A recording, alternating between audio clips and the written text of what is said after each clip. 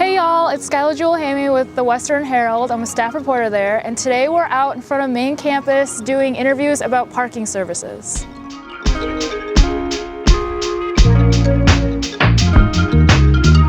I would say probably 10 or so in the last 3 years. I paid it on time, like with a few days to spare, but I do know other people who have told me they parked on campus and they waited like one extra day and it went up to like $50. No, I never got a ticket before.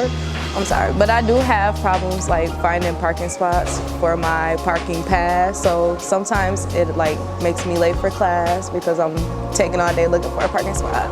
My professor was also late because they couldn't find parking too. So it was like an understanding thing. Because I also know it's hard for my professors to find parking.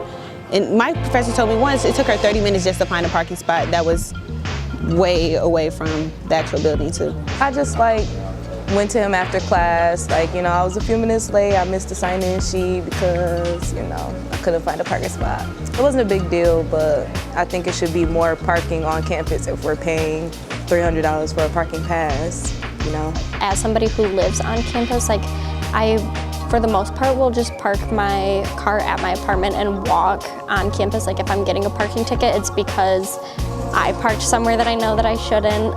Because I know when I used to live in the valleys, you can only park in the valleys. You can't park anywhere else on campus. And a lot of people are worried about the fact that they're gonna have to pay for the tickets and things like that. So they just say, oh, well, I'm just gonna walk. But like, that's an inconvenience to them.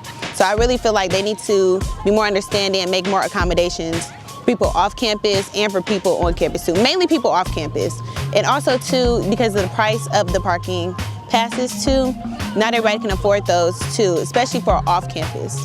So I like the fact that they like let us pay, you know, half and half. Well, if you live in a dorm, I don't think you can do that. Like you have to pay $300 up front, but if you live, you know, in apartments, you get to pay half and half. I think that should be option, like an option for everybody. Because I live in Western View, like for the last couple years since I've lived there, the cost of the parking pass is actually included in like my rent.